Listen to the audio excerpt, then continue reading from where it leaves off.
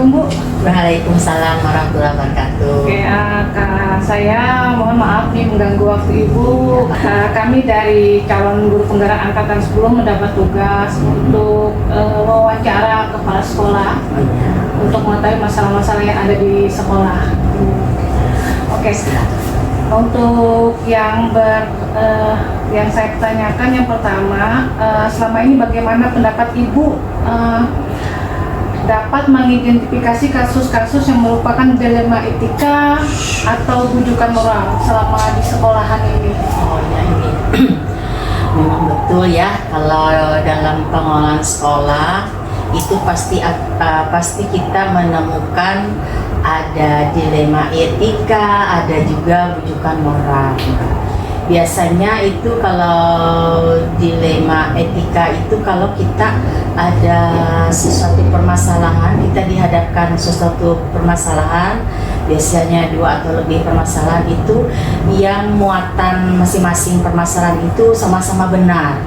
Nah, apalagi kan karena kita ini dalam menjalankan pengelolaan pendidikan itu memang harus berdasarkan kebutuhan siswa, sehingga kita berpatokan ke sana, sehingga pasti ada suatu masalah yang muaranya memang sama-sama untuk memenuhi kebutuhan siswa, sehingga itu sama-sama benar. Nah, itu yang kita mengalami dilema etika ya. Nah, sedangkan kalau dia yang bujukan moral itu kita juga pasti pernah mengalami, semua pengelola sekolah, semua kepala sekolah juga pernah mengalami itu, terutama kalau misalnya kebanyakan sih aturan itu dia melanggar sesuatu aturan itu yang memang tidak boleh dilanggar gitu. Artinya benar dengan salah. Artinya kita tidak boleh memutuskan itu harus dilakukan, karena memang itu aturannya memang tidak boleh, misalnya menyangkut pelanggaran hukum, kemudian intinya kemudian bisa membuat perpecahan seperti itu.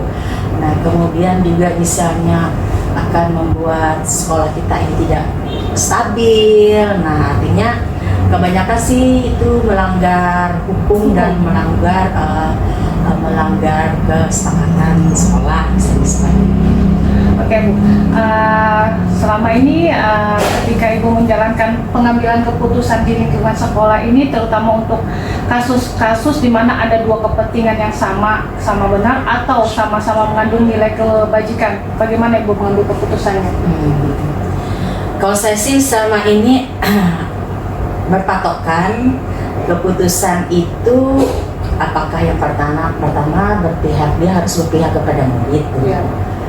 Kemudian apakah di keputusan nanti ada mengandung nilai-nilai kebajikan.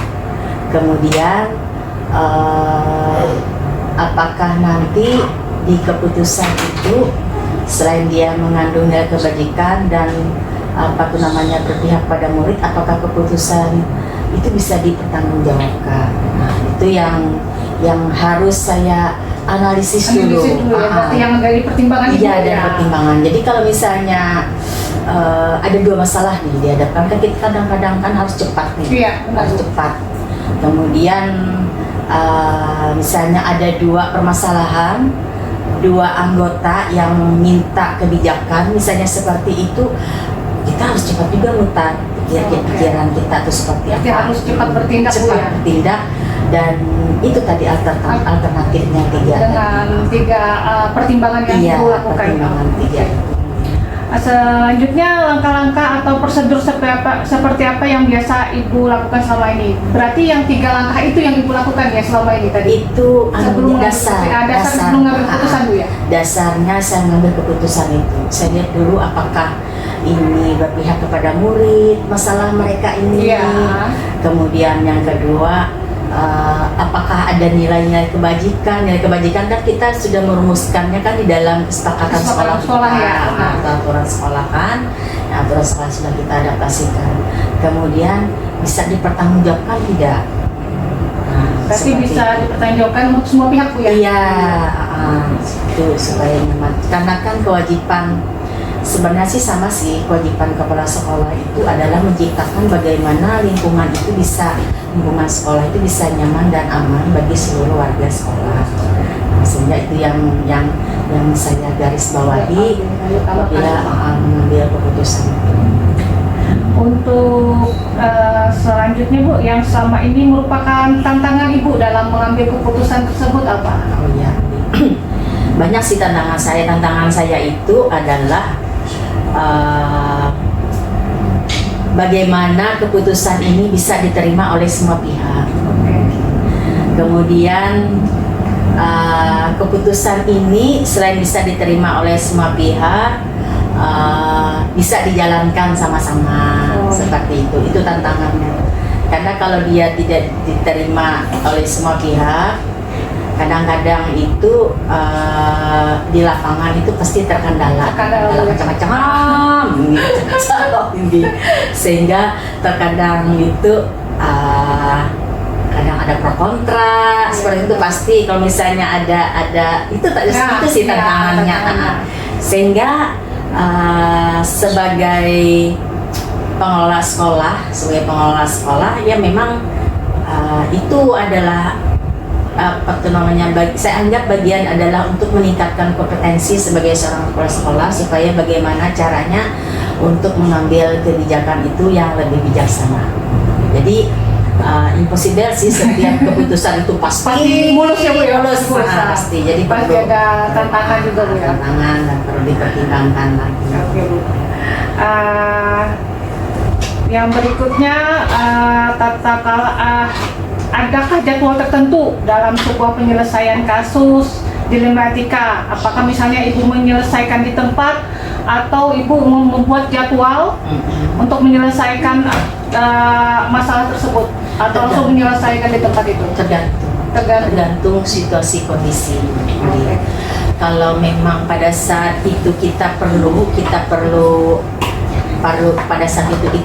bahwa ini keputusannya harus cepat. Ya. Kalau tidak cepat malah terjadi gejolak lah.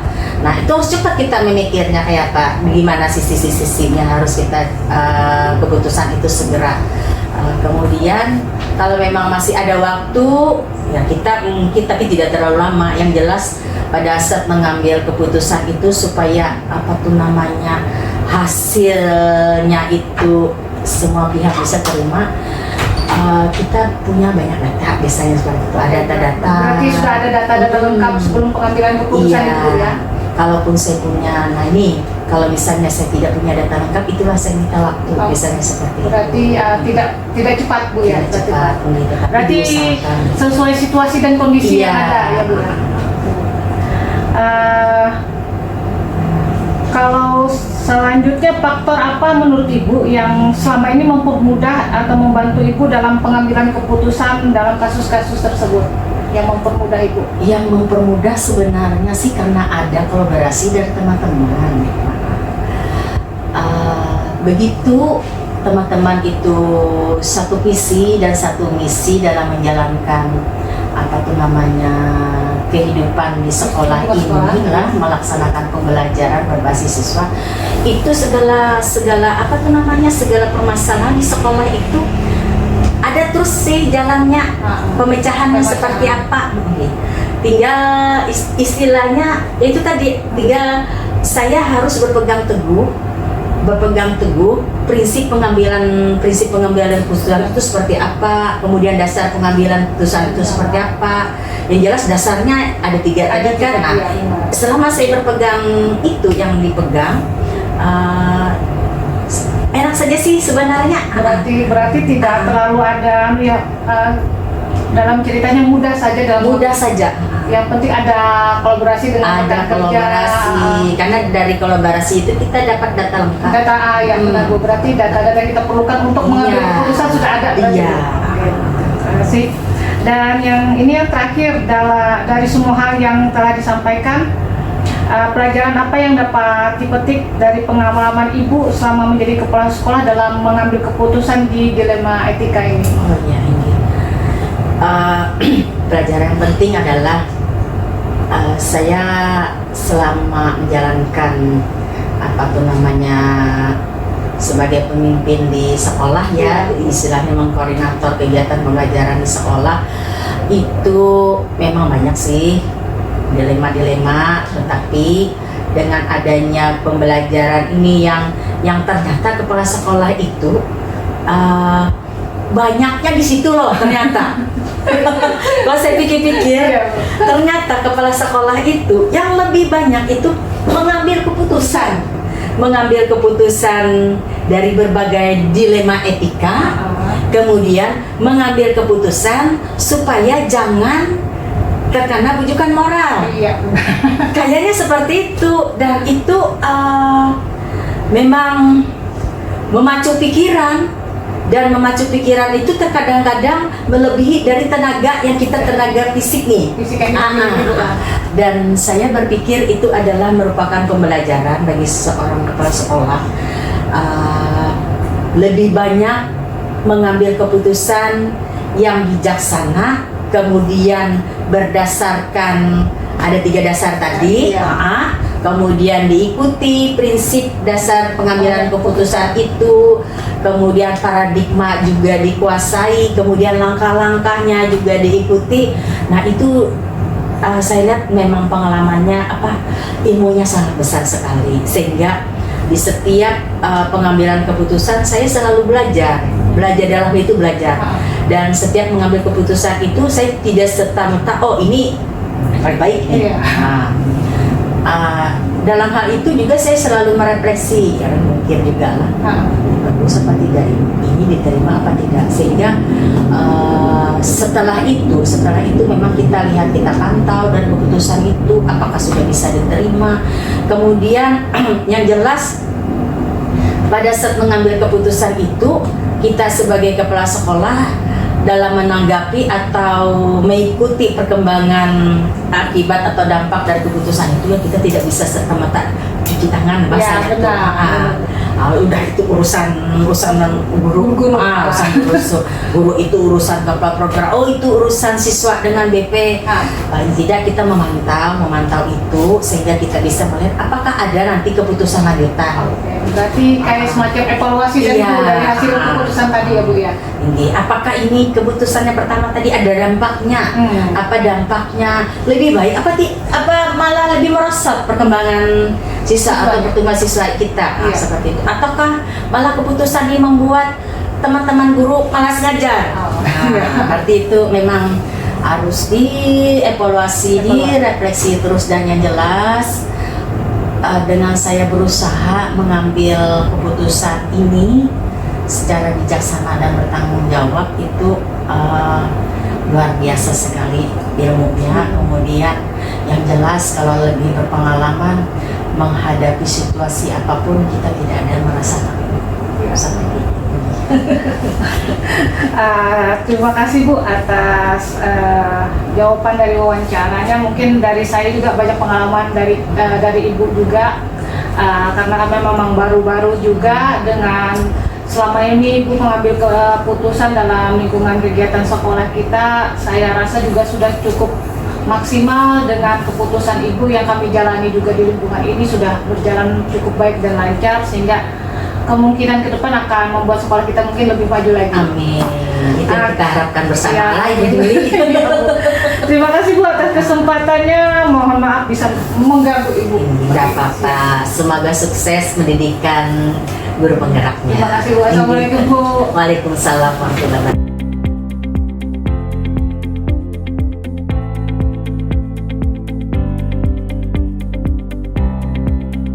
Assalamualaikum Pak. Waalaikumsalam, Bu Juli. Terima kasih waktunya nih mengganggu Bapak di pagi ini. Ini nggak apa-apa Bu. Saya ini ada tugas dari calon guru penggerak untuk menyelesaikan modul 3.1 wawancara dengan kepala sekolah Pak. Nah, kegiatan ini memang harus wawancara langsung dengan kepala sekolah yang ada di sekitar kita Iya. mengenai tentang dilema dan proses penyelesaian yang ada Iya. di lingkungan sekolah Bapak. Iya. Nah, untuk yang pertama yang saya tanyakan, bagaimana Bapak ini bisa mengidentifikasi kasus-kasus yang merupakan dilema etika atau bujuk moral? Iya. Untuk kasus-kasus dilema etika dan rujukan moral, kita mengidentifikasi ya Bu. Iya. Mengidentifikasi artinya kita mencari solusi atau masalah tersebut, apakah dia termasuk dari rujukan moral ataupun dilema etika. Sedangkan rujukan moral itu artinya kan keputusan atau nilai-nilai kebijakannya itu antara benar atau salah. Sedangkan dilema etika nilai-nilai kebijakannya adalah antara benar dengan benar. Jadi kita mengambil putusan itu memang harus betul-betul supaya tidak merugikan dari dua belah pihak.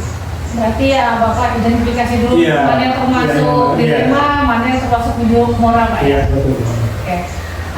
Dalam Bapak menjalankan mengambil keputusan di sekolah Bapak ini, terutama untuk kasus-kasus yang dua kepentingan yang sama Iya. ataupun sama-sama mengandung nilai kebajikan. Dalam mengambil keputusan, tadi kan ada dua dilema etika Iya. dengan rujukan moral. Iya, benar. Di mana dilema etika itu kan keputusan tersebut masalahnya adalah sama-sama benar. Iya. Sedangkan yang rujukan moral itu adalah masalahnya atau kasusnya adalah benar dengan salah. Di sini kalau dilema etika itu kan benar sama benar, itu agak gimana Bu, kita Iya. karena kan sama-sama benar Sebenarnya nih, agak ya. susah ya. Iya, agak susah kita menentukan karena sama-sama benar. Di sini kami mengambil itu supaya tidak merugikan kedua belah pihak. Kami adakan musyawarah, Bu. Musyawarah baik itu dengan dewan guru, orang tua. Terus kalau memang masalah tersebut mohon maaf nih memerlukan jangka panjang, Iya. maka kami bisa mengambil pihak-pihak yang terlibat yang berkepentingan, misalnya dinas pendidikan atau pengawas.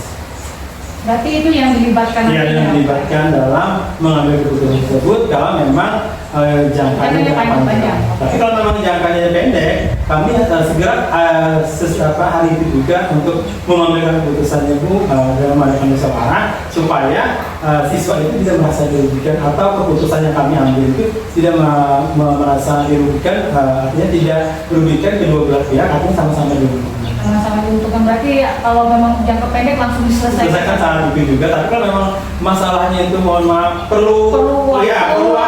berarti kami mengambilnya yang jangka panjang dan melibatkan pihak terkait, misalkan pengawas sekolah atau dinas pendidikan. Oke, berarti pihak terkaitnya lebih luas lagi. Ya, lebih luas lagi karena memang masalahnya Makanya agak panjang.